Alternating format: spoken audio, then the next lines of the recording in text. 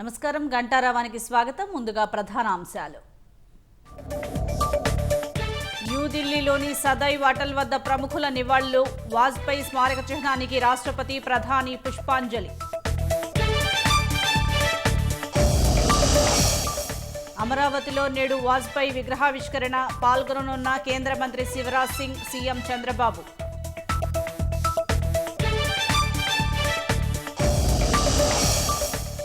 పీపీపీపై జగన్ కావాలనే విషం చిమ్ముతున్నారన్న లోకేష్. రాష్ట్రంలో ప్రతి నాయకుడి పాత్ర పోషిస్తున్నారని ధ్వజం.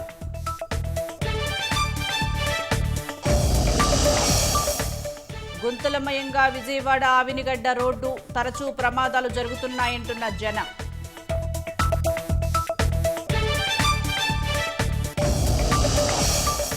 కర్ణాటకలో ట్రావెల్స్ బస్సును ఢీకొట్టిన లారీ. మంటలు చెలరేగి 9 మంది సజీవ దహనం.